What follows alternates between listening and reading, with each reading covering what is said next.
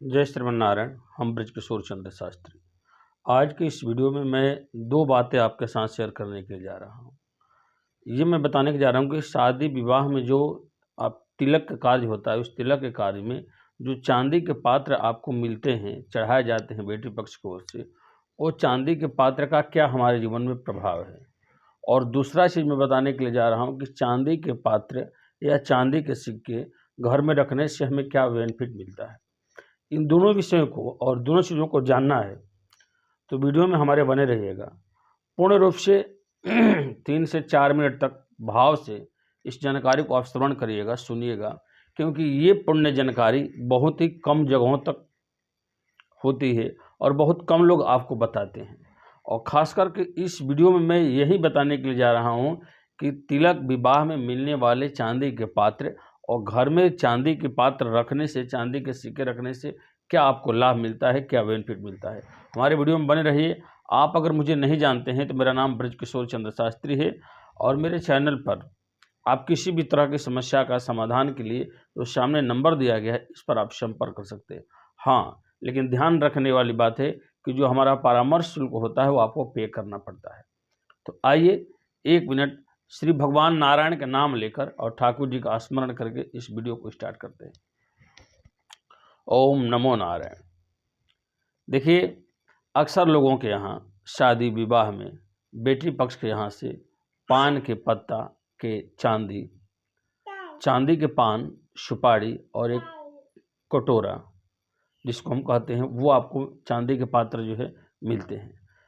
चांदी के पात्र इसलिए पिता अपनी पुत्री के देता है, यानी तिलक में देता है, ताकि पुत्री जो है, बेटी जो होती है, वह लक्ष्मी स्वरूपा होती है और चांदी स्वयं लक्ष्मी जी का चांदी में वास बताया जाता है। तो जो चांदी का पात्र आपके यहाँ मिलता है, अगर उस चांदी के पात्र में आप चावल भरकर पश्चिम की तरफ, चांदी के जो कटोरे मिलते हैं उसमें चावल भरकर पश्चिम की तरफ आप रख देते हैं तो भी इसका अच्छा रिजल्ट मिलेगा, यानी धन का स्रोत आपके यहाँ बरकरार रहेगा। दूसरा चीज़, जो पान और सुपारी आपको मिलता है, तो चावल भर के कटोरा में आप रखे हैं तो उसके ऊपर जो है सुपारी और पान भी रख दीजिए और प्रतिदिन उनका दर्शन करिए। ये पहला विकल्प हो गया। दूसरा चीज़ कि पान और सुपारी को पीले कपड़े में बांधकर अपने घर के वायव्य कोण में रख दीजिए स्थान पर। और जो चांदी के पात्र, जो कटोरा आपको मिला है, जो चम्मच मिला है, उस चांदी के पात्र में अगर आप खीर खाते हैं, दूध से बनाया हुआ कोई भी सामग्री खाते हैं, तो आपके लिए बहुत ही फायदेमंद होगा और बहुत ही कारगर होगा और साथ ही आपके जीवन में काफ़ी उससे बेनिफिट और लाभ मिलेगा। तीसरा चीज़, चांदी के पात्र में जल पीने का भी बहुत बड़ा महत्व होता है। चांदी के पात्र में जल पीने से चंद्रमा तो आपके सही होते हैं, ठाकुर जी की बड़ी कृपा हो जाती है और महालक्ष्मी की कृपा आपके परिवार पर और आपके ऊपर हो जाती है, इसलिए चांदी आपके लिए महत्वपूर्ण है। हाँ, दूसरा चीज़ मैं बताने के लिए जा रहा था आपको, चांदी का जो सिक्का है, इसका हमारे जीवन में काफ़ी महत्वपूर्ण प्रभाव होता है। कहते हैं जिसके घर में चांदी के 9 सिक्के होते हैं, उसके यहाँ अष्टलक्ष्मी सदैव निवास करती रहती है।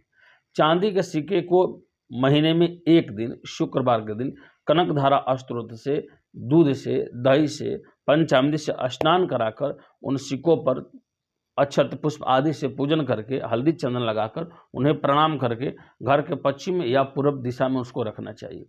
साथ ही चांदी के सिक्के को नित्य प्रतिदिन दर्शन करने से, हाथ में स्पर्श करके दर्शन करने से भगवान के नारायण की कृपा होती है और आपका मन बुद्धि भी सही होता है और भौतिक सुख साधन आपके बढ़ते हैं, भौतिक सुख साधन आपके बढ़ते हैं और लक्ष्मी जी की कृपा के साथ साथ आप पर भगवान श्री नारायण की कृपा होती है। घर में धन के आय के स्रोत बने रहते हैं। इसलिए ये प्रयोग, ये चांदी के पात्र अगर आपके यहाँ है तो इसका प्रयोग कर सकते हैं। और शादी विवाह में मिले हुए चांदी के पात्र को भूल से भी बक्से में, पेटी में, अलमारी में उसको बंद करके न रखिए। ऐसा ना कि मिला हुआ है तो उसको रख दिए, कभी उसका न देखते हैं ना उसका प्रयोग करते हैं। तो ऐसे न करने वाले के पास जितना धन है उतना तो आपके पास रहेगा, उसमें अधिकतर वृद्धि नहीं होगा। आप देखे होंगे बड़े से बड़े लोग चांदी के पात्र में भोजन करते हैं, इसका भी बहुत बड़ा रीजन होता है, बहुत बड़ा इसका प्रभाव होता है। तो अगर आपके पास भी छोटा से छोटा भी चांदी का पात्र है तो आप उसमें प्रसाद पाइए, खीर खाइए, नहीं तो चांदी के पात्र में भगवान को भोग लगाइए। ठाकुर जी अगर आपके घर में है तो, भगवान नारायण की मूर्ति है तो इससे भी आपको काफ़ी फायदा मिलेगा। बहुत बहुत धन्यवाद। किसी भी विशेष परामर्श और जानकारी के लिए जो सामने नंबर दिया गया आप यहाँ संपर्क कर सकते हैं। तब तक के लिए जय श्री कृष्णा, हर हर महादेव।